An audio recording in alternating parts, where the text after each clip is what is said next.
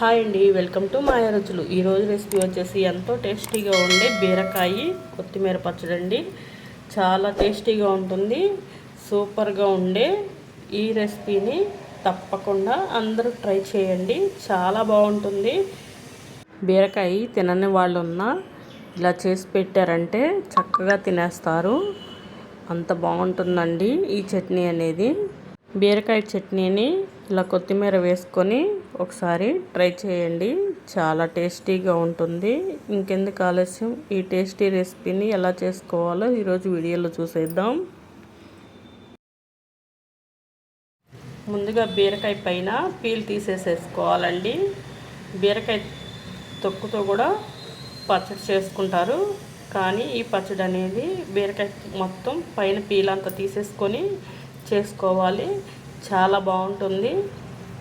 ఇప్పుడు ఈ పైన పీల్ తీసేసుకొని ముక్కలుగా కట్ చేసుకుందాం. ముందుగా ఒక కళాయి తీసుకొని దానిలోకి ఇలా బీరకాయ ముక్కలు వేసుకోవాలండి.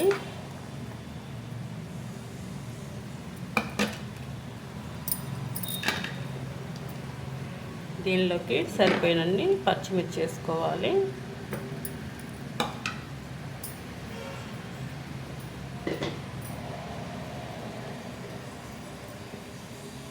దీనిలోకి 1.5 టేబుల్ స్పూన్ ఆయిల్ వేసుకోవాలి.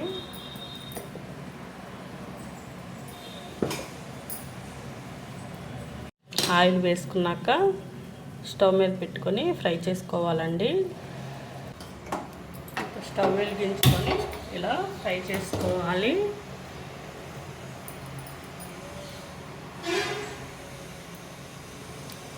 ఇలా మూత పెట్టుకొని ఫ్రై చేసుకోవాలండి, తొందరగా మగ్గిపోతాయి.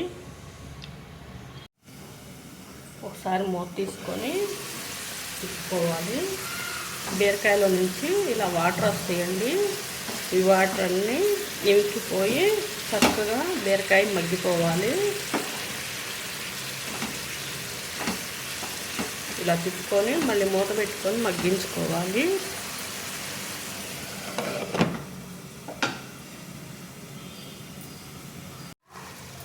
నీరంతా ఇమికిపోయి చక్కగా బీరకాయ నూనె మగ్గిపోయిందండి.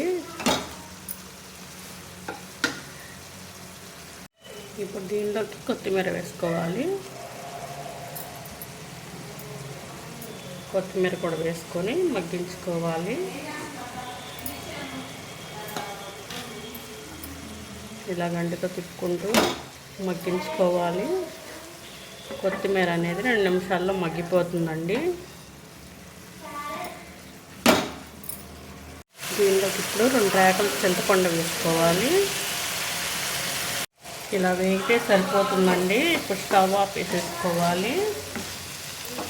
స్టవ్ ఆపేసేసాను.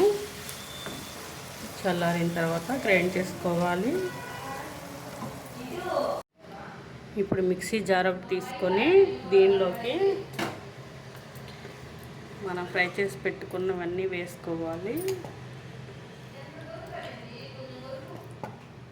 చక్కగా చల్లారిపోయిందండి. ఇప్పుడు ఈ మిక్సీ జార్లో మొత్తం వేసేసుకొని చట్నీ చేసుకోవాలి.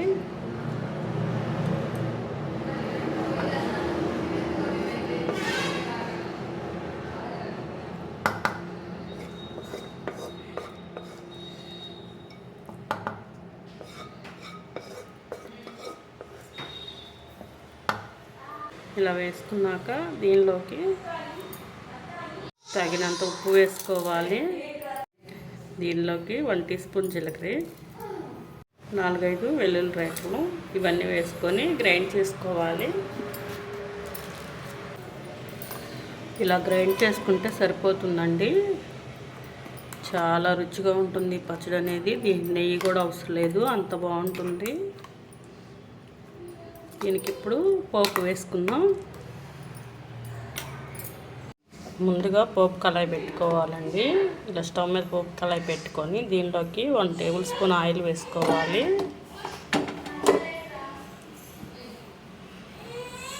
ఆయిల్ హీట్ అయ్యాక దీనిలోకి ఆవాలు, పచ్చిపప్పు వేసుకొని ఫ్రై అయ్యాక దీనిలోకి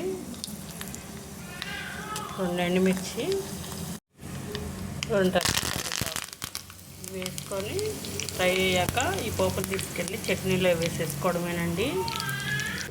పోపుని చట్నీలో వేసేసుకుందాం. ఇలా వేసుకున్నాక ఇలా గంటతో మిక్స్ చేసుకొని రైస్లోకి సర్వ్ చేసుకుంటే చాలా టేస్టీగా ఉంటుందండి. ఇంకెందుకు ఆలస్యం, మీరు కూడా తప్పకుండా ట్రై చేయండి. ట్రై చేసి మీకు ఎలా వచ్చిందో కామెంట్లో తెలియజేయండి. మా ఛానల్ని like and share and subscribe చేసుకొని మీ ఫ్రెండ్స్కి, మీ ఫ్యామిలీ మెంబర్స్కి షేర్ చేయండి. Thank you for watching.